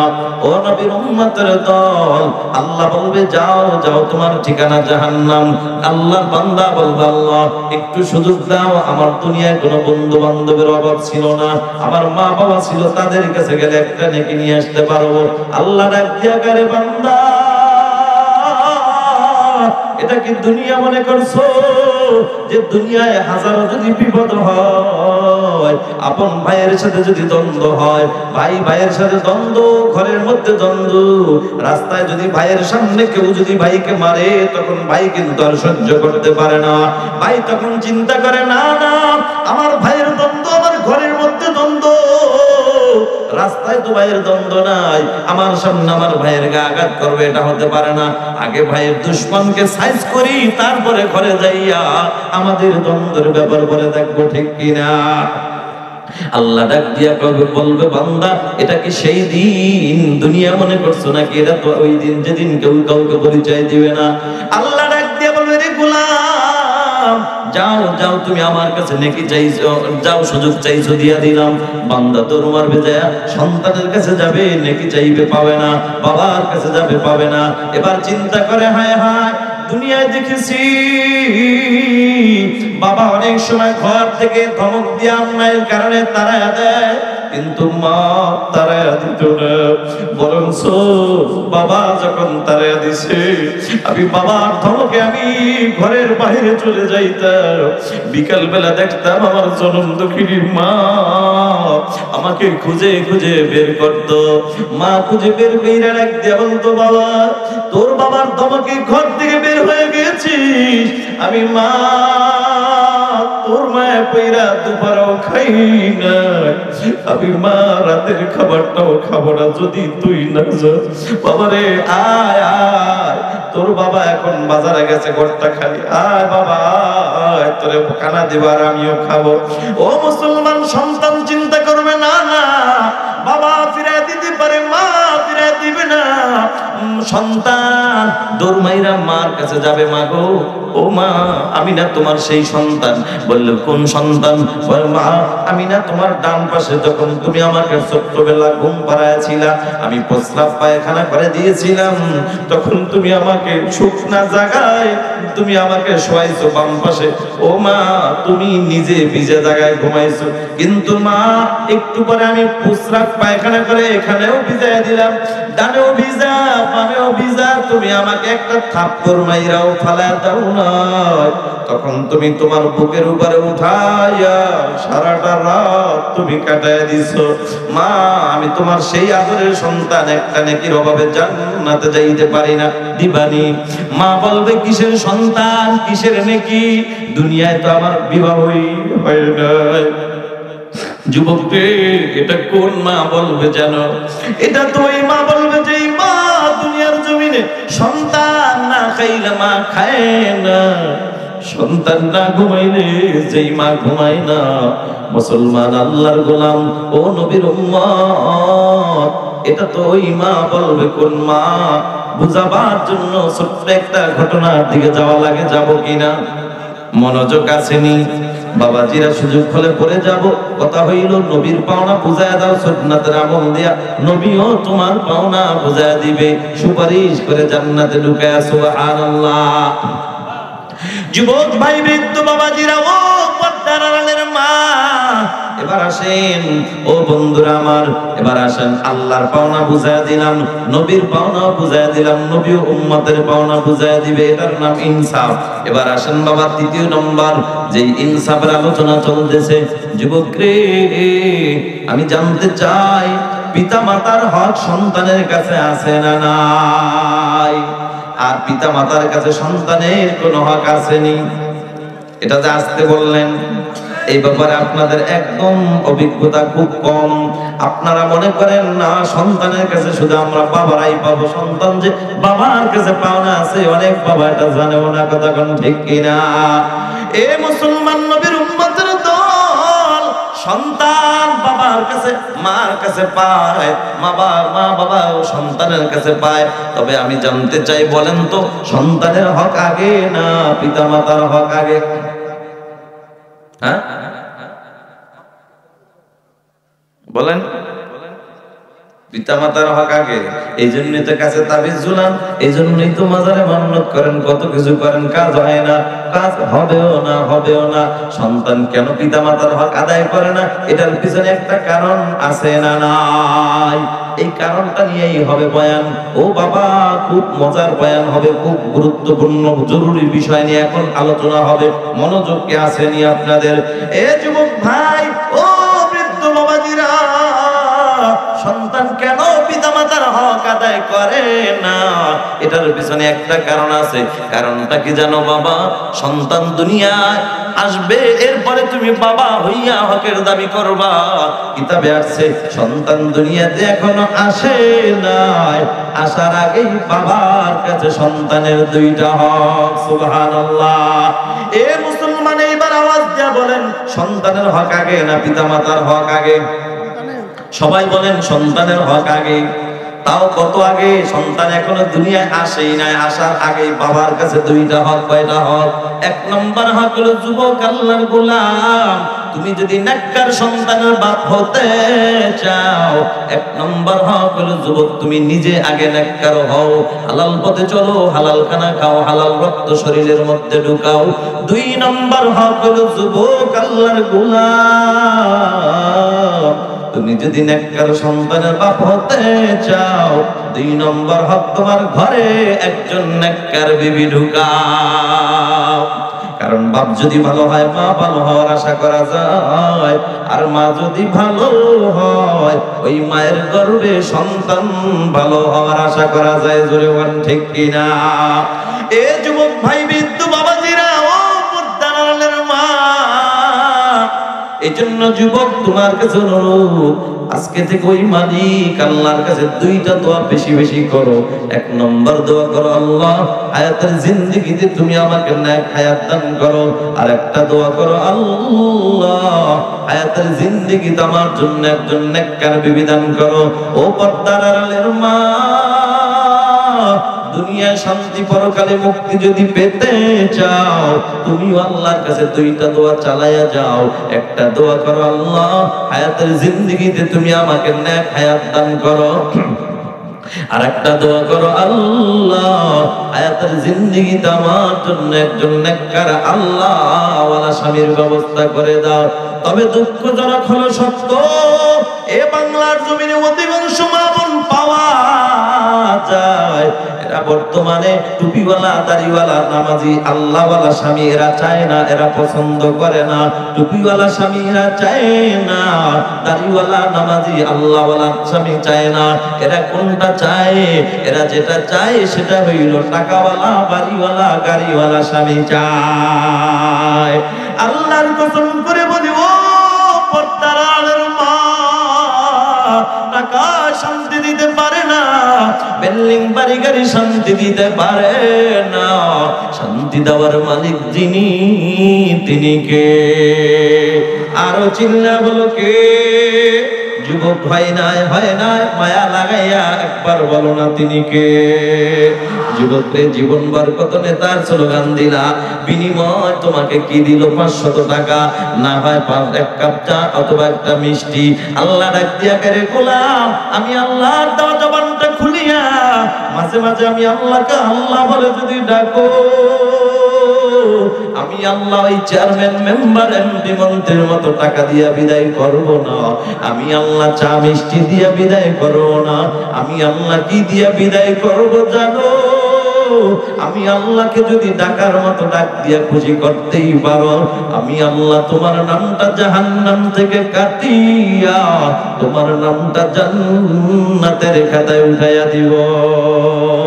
আল্লাহ আল্লাহ কে মুবারক নাম হায়, আল্লাহ আল্লাহ আশিকু কা কাম হায়। আল্লাহ আল্লাহ এই যে শিরিন নাম, শিরে শত কর্মী কুনাত জানম তামাম। ও মুসলমান নবীর উম্মত, বলো শান্তি দেওয়ার মালিক কে? যুবক ভাইয়ের জন্য বলি, ও যুবক নিজে নেককার হও। নেককার বিবি ঘরে ঢুকাও, কপাল খুলে যাবে। যুবক রে, নেককার বিবি ঘরে ঢুকাইলে তোমার জন্য 3টা লাভ। জোরে আওয়াজ দিয়া বলেন না কয়টা লাভ? 3টা লাভ বাবা। 1 নম্বর লাভ হলো হায়াতের জিন্দেগিতে স্বামী হিসাবে খেদমতের ত্রুটি হবে না। 2 নম্বর লাভ হলো হায়াতের জিন্দেগিতে তুমি নেককার সন্তান পাইবা। 3 নম্বরে জনম দুঃখিনী মা বাবার খেদমত পাইবা। যুবক রে, এর বিপরীত বেআমলওয়ালা বেপরদাওয়ালা নারী যদি ঘরে ঢুকাও, ওদিকে যেমন নেককার ঢুকাইলে কপাল বড় ভালো, এদিকে আবার বেআমলওয়ালা বেনামাজি নারী ঘরে ঢুকাইলে কপাল বড় মন্দ। ওদিকে যেমন 3টা লাভ, এদিকে আবার কিন্তু 3টা ক্ষতি। 1 নম্বর ক্ষতি, হায়াতের জিন্দেগিতে স্বামী হিসাবে খেদমত পাইবা না।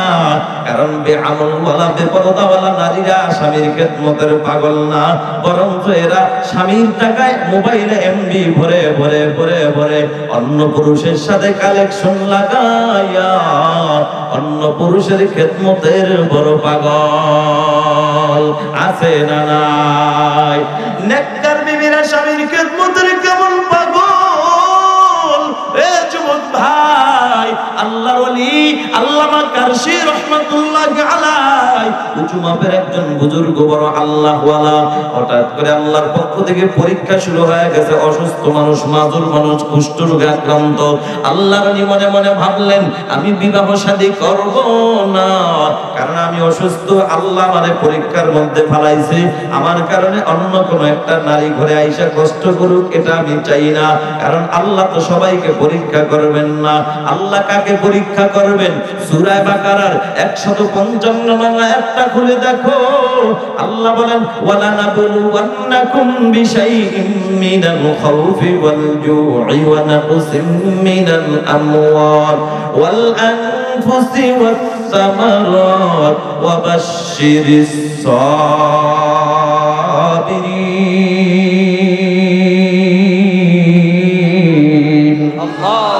আল্লাহ বলে, যারা ইমানদার দাবি করবা, অবশ্যই আমি আল্লাহ তাদেরকে পরীক্ষা করব। আমি আল্লাহ কি দিয়া পরীক্ষা করব জানো? আমি আল্লাহ ভয় দিয়া পরীক্ষা করব, ক্ষুধা দিয়া করব, ফসল দিয়া করব, জীবন দিয়া করব।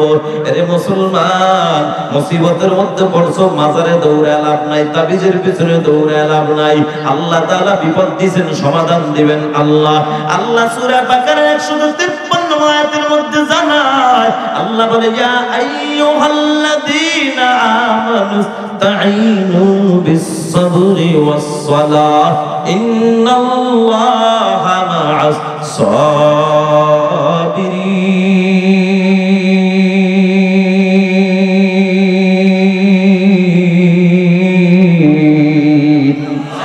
আল্লাহ বলো, ইমানদার মুসিবতের মধ্যে পড়ছো, কোনো টেনশন নাই। 2টা আমল নিয়ে সামনে আগাও। একটা হলো ধৈর্য, আর একটা হইল নামাজ। সুবহানাল্লাহ। আল্লাহর ওলি আল্লামা কারশী রাহমাতুল্লাহি আলাইহি উঁচু মাপের বুজুর্গ সিদ্ধান্ত নিলেন, আল্লাহ আমারে বিপদে ফেলাইছে, কুষ্ঠ রোগ দিছে, আমি অন্য কাউকে কষ্ট দিব না, বিবাহ করব না। কিন্তু না না, হঠাৎ করে মাথায় একটা চিন্তা এসে যায়, আমি না নবীর উম্মত, বিবাহ করা এটা না আমার রাসূলের একটা সুন্নাত, আমি আমার সুন্নাত যদি রাসূলের সুন্নাত আদায় না করি, কিয়ামতের ময়দানে আমার নবী যদি ডাক দিয়া কয় রে কারশি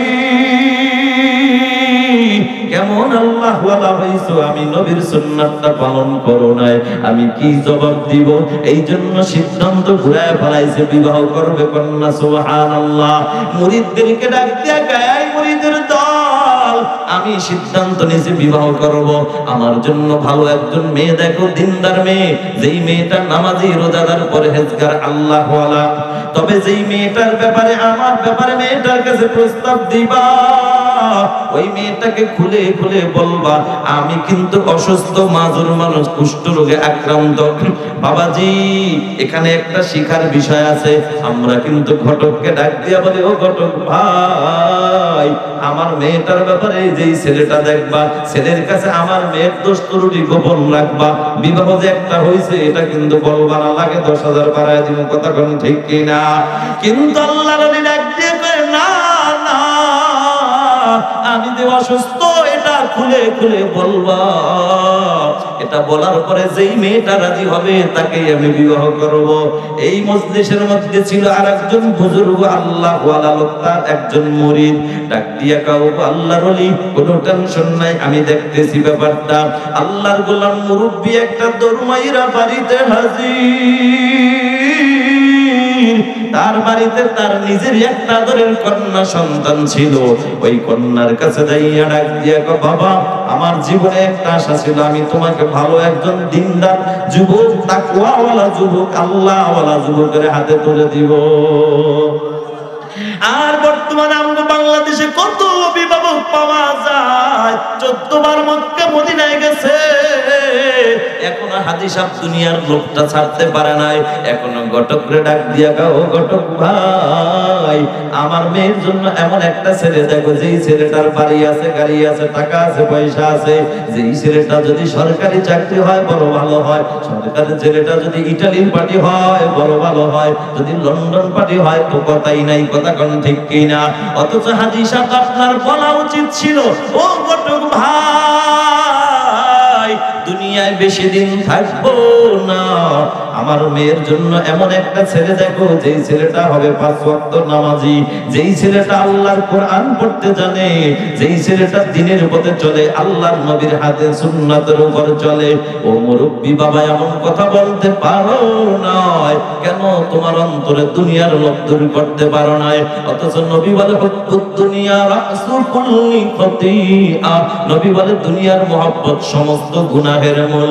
ও বৃদ্ধ বাবাজিরা, আল্লাহর গোলাম মুরব্বি ডাক দিয়া কামারে, আমি একজন আমার যেই হুজুরের কাছে আসা যাওয়া করি, ওই হুজুরের সোহবতে যাই, ওই হুজুরের ব্যাপারে আমি তোমার ব্যাপারে চিন্তা করছি। মা তুমি যদি রাজি থাকো তার কাছে আমি তোমাকে বিবাহ দিতে চাই।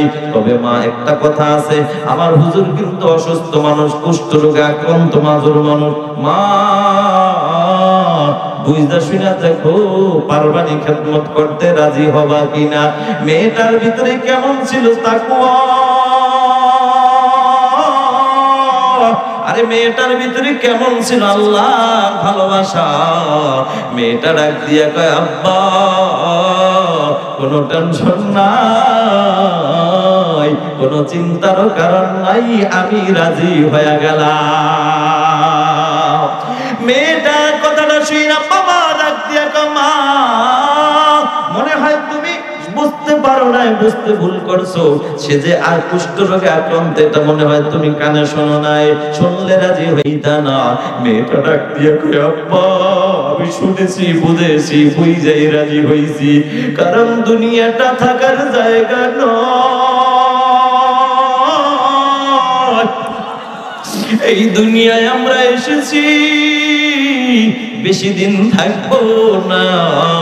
কারণ নবীজি এক হাদিসের মধ্যে বলেন আল মারআতু ইযা সাল্লাত খামসাহা ওয়া সামাত শাহরাহা ওয়া হাসানাত ফারজাহা ওয়া আতাআত বা'লাহা দাখালাত মিন আইয়ি আবওয়াবিল জান্নাতি শাআত আও কামা ক্বালা নবী আলাইহিস সালাতু ওয়াস সালাম। নবী বলে, ও দুনিয়ার নারীরা, তোমরা যদি 4টা গুণ অর্জন করতে পারো, আল্লাহ তাআলা জান্নাতের 8টা দরজা তোমাদের জন্য খুলে দিবে। সুবহানাল্লাহ। 1 নম্বর গুণ হলো 5 ওয়াক্তের নামাজ, 2 নম্বর গুণ হলো মাহে রমজানের রোজা, 3 নম্বর গুণ হলো সন্তান, 3 নম্বর গুণ হলো পর্দার আমল, 4 নম্বর গুণ হলো স্বামীর খেদমত। এখন তো নদীতে পদ্মা নদী নাম আছে, পদ্মা সেতু বাংলাদেশে আছে, কিন্তু মুসলমান পর্দা তো আছে, নামে পর্দা, কিন্তু আমলের পর্দা নাই। কথা কোন ঠিক কিনা? বাংলার জমিনে বর্তমানে যতটা বোরকা বিক্রি হয়, ততটা থ্রি-পিস মনে হয় বর্তমানে বিক্রি হয় না। কথা কোন ঠিক কিনা? তবে বর্তমানে বোরকার দোকানের উপরে লেখা ফ্যাশন, অমুক ফ্যাশন। কথা কোন ঠিক কিনা? আসলে এই বোরকাটা এখন ফ্যাশন হয়ে গেছে, যার কারণে এমন টাইপিক বোরকা বলে বোরকা ছাড়া অতটা আকর্ষণ দেখা যায় না। কথা কোন ঠিক কিনা? ও যুবক ভাই, বৃদ্ধ বাবাজিরা, ও পর্দার আড়ালের মা, এই জন্য আমি অনুরোধ করে বলি, মা পর্দার আমল করো। নেককার বিবি যুবক ঘরে ঢুকাও, কপাল খুলে যাবে। ও যুবক ভাই, এবার শুনে নাও, নেককার বিবি ঘরে ঢুকাইলে 3টা লাভ। 1 নম্বর লাভ, স্বামী হিসাবে খেদমতের ত্রুটি হবে না। বাস্তব প্রমাণ দেখো। আল্লাহর গোলাম মুরব্বি ডাক দিয়া কও, মা তুমি কেমনে রাজি হইলা? তুমি কি বুঝো না সে অসুস্থ? মেয়েটা ডাক দিয়া কও, বাবা আমি যদি কিয়ামতের ময়দানে আল্লাহর আদালতে দাঁড়ায়া যাই, আল্লাহ যদি ডাক দিয়া কয়, রে বান্দি আমার জন্য কি নিয়ে আসছো? আমি বলবো, আল্লাহ যেভাবে তোমার হুকুম মানার দরকার ছিল পারি না, তবে আল্লাহ তোমার একজন বন্ধুর বিবি হইয়া তার অসুস্থ শরীরের খেদমত করেছি। আল্লাহ পাক হয়তো বা এই উসিলায় আমারে মাফ করে দিতে পারে। জোরে কন্না সুবহানাল্লাহ। এবার মুরব্বি দৌড়মাইরা আল্লাহর ওলির দরবারে হাজির। ওগো আল্লাহর ওলি, আপনার জন্য দিনদার পাত্রী রেডি। বলে, কে? আমার একমাত্র আদরের কন্যা। এই বাবা, তুমি কি খুলে খুলে সবকিছু বলছো? আমি যে অসুস্থ মানুষ। বলে, হ্যাঁ বলেছি। তারপরেও রাজি? বলে, হ্যাঁ তারপরেও রাজি, বরং শুকর আদায় করতেছে বারবার। এরে মুসলমান, আল্লাহর ওলি ডাক দিয়ে কও, বাবা তাহলে আর দেরি করবা না, বিবাহ করায় দাও। আমি রাজি হয়ে গেলাম, বিবাহ করায় দিল। ওদিকে বাসর ঘরে ঢুইকা বিবি চোখের পানি ছেড়ে দিয়ে কেঁদে কেঁদে বলে, আল্লাহ ও মালিক, কেমন একজন বুজুর্গ আল্লাহওয়ালার বিবি হতে পেরেছি, নিজেকে ধন্য মনে করি।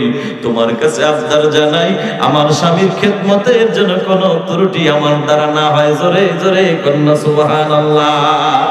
এদিকে আবার স্বামী ডাক দিয়া কয়, আল্লাহ যেই মেয়েটা আমার বিবি হওয়ার জন্য রাজি হয়ে গেল, আমার অসুস্থতার কথা শোনার পরও আমার খেদমতের জন্য রাজি। আল্লাহ গো, আমার বিবিরে আমি একটা সারপ্রাইজ দিতে চাই। আল্লাহ তোমার কাছে আমার একটা আবদার, তুমি আমার অসুস্থ বানাইছো, কোনো আফসোস নাই। তুমি আমাকে কুষ্ঠ রোগ দিয়া পৈমানি পরীক্ষা ফলাইছো, কোনো অসুবিধা নাই। যেমন আইয়ুব নবীকে আল্লাহ পাক পরীক্ষা করছে। এরে মুসলমান, ওদিকে যাব না, যদি আল্লাহ সময় দেয়, কখনো সুযোগ করে দেয় পরে বলবো। যেটা বলতেছিলাম, বাবা আল্লাহ বলি ডাক দিয়া, আল্লাহ তুমি আমারে অসুস্থ বানাইয়া ইমানি পরীক্ষা ফলাইছো, কোনো টেনশন নাই, আমি তোমার পরীক্ষা দিতে রাজি। তবে মালিক, আমার বিবির জন্য আমার একটা মায়া লাগে। আল্লাহ, যেই মেয়েটা এত কিছু জানার পরও তোমাকে রাজি করার জন্য রাজি হয়ে গেছে, আল্লাহ আমার বিবির কাছে আমি অসুস্থ শরীর নিয়ে যাইতে চাই না। তুমি আমার সীমিত সময়ের জন্য হলো আল্লাহ আমার বিবির কাছে যখন যাব, তখন আমাকে অসুস্থতা দূর কইরা সুন্দর সুদর্শন যুবকে পরিণত করে দিও।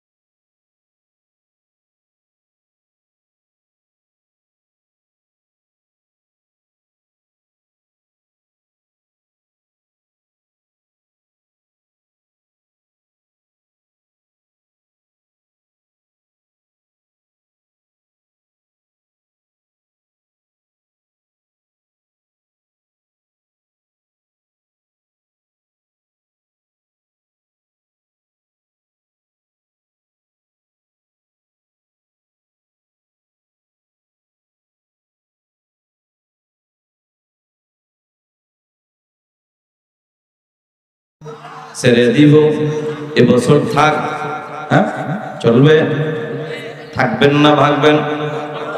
কতক্ষণ? সারা রাত? আরে বাবা, কিছু যুবক তো হুজুর ওয়াজ করেন সকাল, গতকালকে সকাল 10টার আগে উঠি নাই, আগামীকালকে নিয়ে আছে না নাই? ফজরের নামাজ পড়ার দরকার আছে নি? মুসলমানের সন্তান অনেক আছে, নামাজ পড়বে দূরের কথা, নামাজ যে কয় রাকাত তাও জানে না, আছে না এরকম? আগে কিন্তু নোয়াখালীর হুজুররা ঘুরে ঘুরে ইমামতি করতো, দেখছেন নি আপনারা? এই নোয়াখালীর এক হুজুর এক জায়গায় ইমামতি করে, তখন এক যুবক দাওয়াত দিয়েছে হুজুরকে, হুজুর, হুজুর কি আমার দিবেন? হুজুর, হুজুর আমার বাসায় একটু দাওয়াত। আচ্ছা ঠিক আছে। এবার বাড়িতে গেছে। আগের হুজুররা কিন্তু তাদের আমল ভালো ছিল, এলেম কম থাকলে আমল কিন্তু ভালো ছিল, ঠিক না? ঘরে ঢুকে জিগাইতে, এই মিয়া খানা যে খাবো আগে বলো তুমি কি নামাজি না বেনামাজি, জিগাইতো না? আর অহনা আমরা ঘরে গেলে জিগাই মুরগি কি দেশি না বিদেশি, কথা কোন ঠিক কিনা?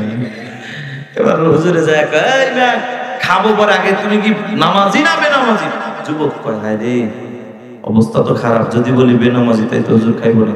যাক, জীবনে কত মিথ্যা কথা কইছে, আজকে একটা মিথ্যা কথা কয়ে দেই হুজুরে খাওয়ানো যায় কিনা, এত বড় হুজুর মিথ্যা কথা কয়ে যদি খাওয়াইতে পারি, তারপরে তো মিথ্যার গুনাহ আর সওয়াব, তারপরে মনে হয় সওয়াবের পাল্লা একটু বেশি থাকবে, যাক কাইটা দে মনে। এবার হুজুর নামাজ তো পড়ি, হুজুরের বাড়ি জানি কই, এদের বাড়ি জানি কই, নোয়াখালী। এটা তো জানা পাই কেউ মিয়া নামাজ পড়ো তাহলে কদি ফজরের নামাজ পড়ে রাখার ধরা খাইছে নি কম, এতে তো হ্যাং হয়ে কেউ মিয়া কও না কা হুজুর কইতাছি, তাড়াতাড়ি কম। এবার কইতাছে, হুজুর কইতাছি টেনশন করি না, হঠাৎ মাথায় বুদ্ধি যায় রে, আমি নামাজ না পড়লে কি আমার বউ তো মাদ্রাসার ছাত্রী, হ্যাঁ না 5 ওয়াক্ত নামাজ পড়ে, যাক ঘরের বিবিরে জিগেলেই তো পাওয়া যাবো। এবার ভিতরে ঢুকা কা বিবিরে ফজরের নামাজ জানি কয় রাকাত? বউ কইতাছে বিয়ে হইলো 15 বছর, একদিনও জিগাইলেন, আজকে কি লেগে জিগাইতেছো? কয় দেখো নোয়াখালীর হুজুরে পেস লাগাইছে, বলতে পারলে খাবে না, খাবে না। আচ্ছা শিখাই দিলাম যে ফজরের নামাজ 4 রাকাত, কিন্তু হেতের বাড়ি তো নোয়াখালী, হেতে যে আবার জহুরের কথা জিগাইব না এটার কোনো গ্যারান্টি আছে? তার চাইতে তোমার 5 ওয়াক্ত শিখাই দেয়, যেটা কাজে লাগে লাগাই দিও, ঠিক আছে। এবার শিখাই দিছে, আর হ্যাঁ মুখস্থ করে করে যাইতেছে 5, 10, 15, 20, 25, 30 এভাবে। এই মুখস্থ বলে কি এটা ঠিক রাখা যায় বলেন? আমগো দেশে কিছু মুরব্বী আছে, এরা কি করে জানেন? আজানের পরও চার দোকানে বসে পারুর পাও থিয়া ডান হাত দিয়ে এমন একটা জোরে টান দেয়, মনে হয় যেন পালসার হুন্ডা দিয়ে ধুয়া হয়ে যায়, কথা কারণ ঠিক কিনা? আবার বাম হাত দিয়া চা খায়, ডান হাত দিয়া বিড়ি খায়, আছে না নাই? আর কয় হুজুররা কয় কবরে গেলে 3টা প্রশ্ন করবে, এটা কোনো ব্যাপার, কবে মুখস্থ করে যেতেছি? ওরে পণ্ডিত, বুড়া পণ্ডিত, এত সহজ না, আজরাইল আমার আগ পর্যন্ত পণ্ডিত গিরি চলবে, কথা কোন ঠিক কিনা? এবার দেখেন নোয়াখালীর হুজুরের কাছে সব ফের, আবার আজরাইল ফেরেশতা। এবার এত মুখস্থ করতে করতে আইতাছে, এদিকে নোয়াখালীর হুজুর বুড়া মানুষ, রাগ বেশি, হুজুরের দেরি হয়েছে দেখে একটা দমক মারছে, হ্যাঁ দমকের জন্য কি করছে? ওই যে মুখস্থ না ফজর যে জোহরের লোকে ব্যস্ত লাগাই গেছে। হুজুর মনে করছেন পারি না, তাহলে হুজুর ফজরের নামাজ তো 10 রাকাত। নোয়াখালীর হুজুর তা হাঁটা শুরু করছে, হুজুর একবার ভুল করলে আল্লাহ মাফ করে, আপনি মাফ করবেন না। আর আমি কি বলেন না পারিনি, আপনি ধমক দিয়েছেন, আর ধমকে না আমি ভুলে গেছি, আমি কি বলেন না লোকটি? আচ্ছা বাবা আর ধমক দিন, এবার বল। হুজুর মনে করছেন পারি না, কি পিক আপটা হইতেছে, কাপ পারলে বলো। হুজুর ফজরের নামাজ তো 20 টাকা। নোয়াখালীর হুজুর তো দৌড় সোজা দৌড়। এদিকে মহিলা তো ভিতর থেকে ডাক দেখে, এই তোমার না কইলাম 4 টাকা, তুই আর বন্দিতি করিস না, আমি 20 রাকাত কইলাম, মৌলবি থাকে না আর তোর 4 রাকাতে থাকবো। ভাইয়ার আমার ফজরের নামাজ পড়া দরকার আছে না নাই? এজন্য রাত বেশি করা যাবে না। আসলে যে হৃদয় বিদারক ঘটনাটি, যে 3 নম্বর যে সন্তান মা কি যেন বেআমলওয়ালা নারী ঘরে ঢুকাইলে 3 নম্বর যে ক্ষতি, যে পিতামাতার খেদমত কোনোদিন পাওয়া যায় না, এটা বাস্তব প্রমাণ। এটা বোঝাবার জন্য বলতে চেয়েছিলাম, কিন্তু সময় আসলে খুব কম। আগামীকালকে আবার 3টা প্রোগ্রাম। কয়টা? 3টা প্রোগ্রাম। গতকালকে ছিলাম বরিশাল ভোলা, সেই চরবেশনের কাছাকাছি। শুধু আপনাদের মহব্বত ভালোবাসায় এই রাতের গভীরে বয়ান শেষ করে স্পিড বোট, মানে 1 ঘন্টা লাগে নদী পার হইতে, আবার চলে আসলাম নিজের গাড়িতে ঢাকা। ঢাকা থেকে আবার এসে এই কপালের নদী। তারপর আসলে আপনাদের ভালোবাসা, যতই আমার কষ্ট হয়েছে কিন্তু আপনাদের এই যে আগ্রহ, বয়ান শোনার আগ্রহ, মন চাচ্ছে আরো 2-3 ঘন্টা বয়ান করি, এটা আপনাদের ভালোবাসা। রেখে দিলাম, কোনো একদিন স্মরণ করলে আবার আসবো ইনশাআল্লাহ। ভাই আমার, তারপরও বলমনি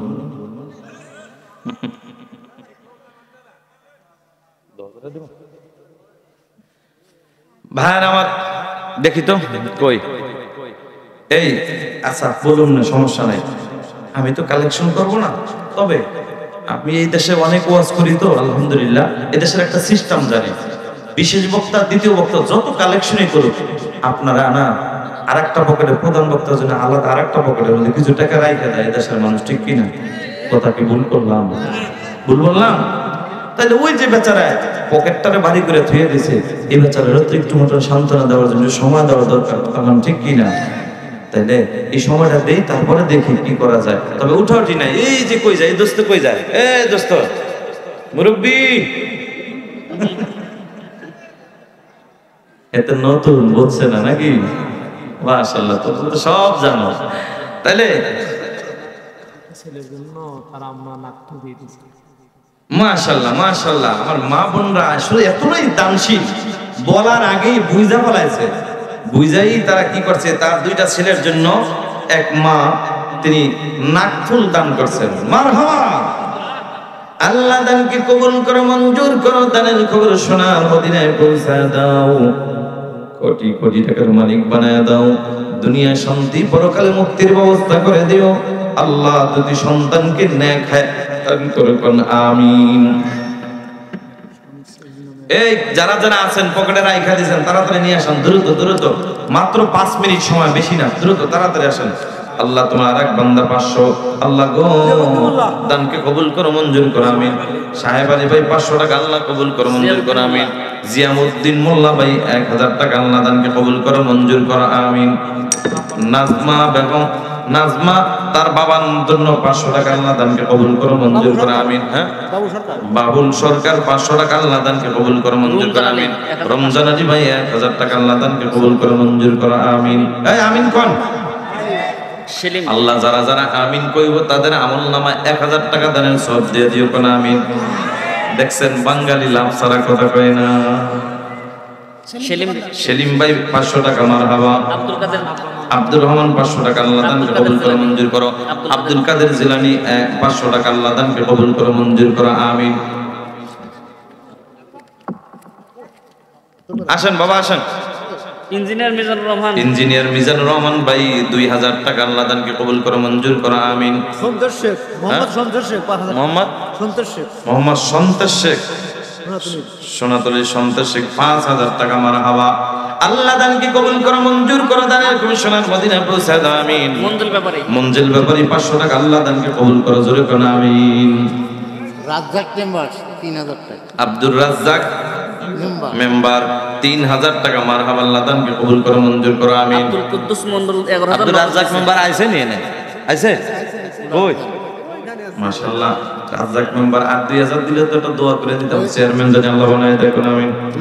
রাজ্জাক মেম্বার ভাই কুদ্দুস মন্ডল 11000 নগদ দিয়েছে। আব্দুল কুদ্দুস ভাই আগে 11000, এখন 4000, মোট 15000, আল্লাহ কবুল করো, মঞ্জুর করো, আমিন। রাজ্জাক মেম্বারের ভাই নান্নু, রাজ্জাক মেম্বারের ভাই নান্নু ভাই 7000 টাকা, মারহাবা। আল্লাহ দানকে কবুল করো, মঞ্জুর করো, আল্লাহ দানকে সোনার মদিনায় পৌঁছে দাও, আমিন। হাসিবুল হাসান মাদ্রাসার পর আল্লাহ ছেলেটাকে হক্কানি হাফেজ আলেম বানায় দাও, 500 টাকা, আল্লাহ কবুল করো, আমিন। হ্যাঁ, মোতাহার মন্ডল ভাই 500 টাকা, আল্লাহ কবুল করো, মঞ্জুর করো, আমিন। আল্লাহ আল্লাহ তোমার এক বান্দি তার মা মারা গেছে, 500 টাকা, আল্লাহ দানকে কবুল করো, মঞ্জুর করো, মার কবরকে জান্নাতের বাগান বানায় দাও, আমিন। ইরশাদ মেম্বার দোয়া করতে 1000 টাকা, আল্লাহ দানকে কবুল করো, মঞ্জুর করো, আমিন।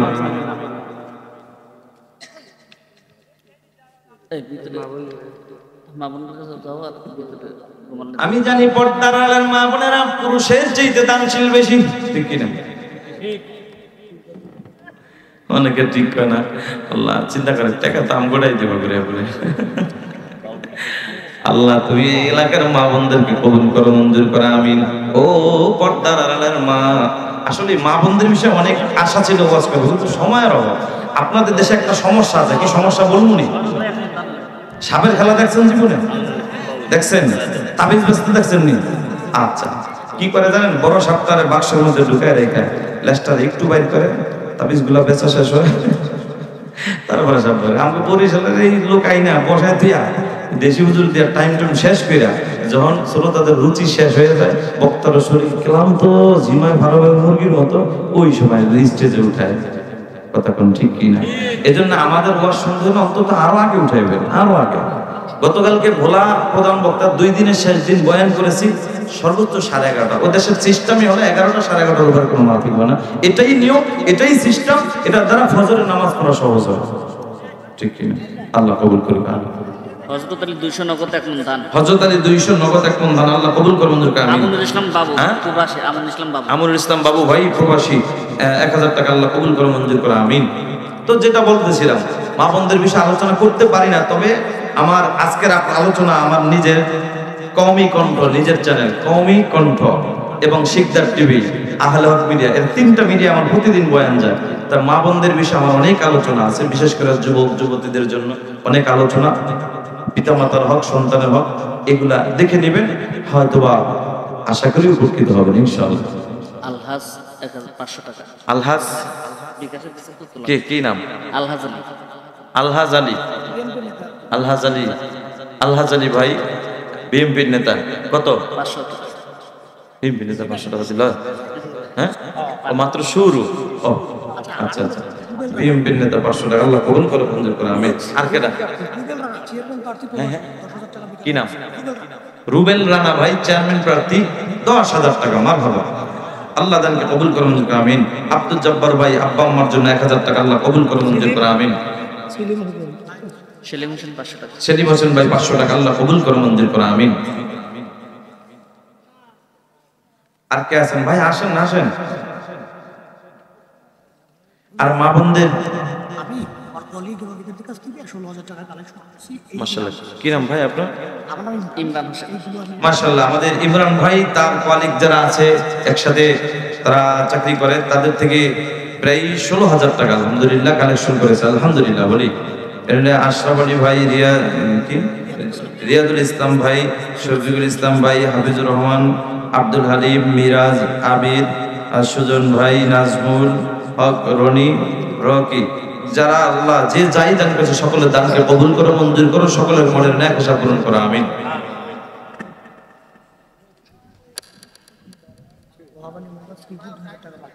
ওহাব আলী মোল্লা শ্রীপুর। হ্যাঁ, ওহাব আলী মোল্লা। ওহাব আলী মোল্লা ভাই বাকি 2000 টাকা, আল্লাহ কবুল করো, মঞ্জুর করো, আমিন। আব্দুর রাজ্জাক ভাই 500 টাকা, আল্লাহ কবুল করো, মঞ্জুর করো, আমিন। আর কে আছেন? আর কে আছেন?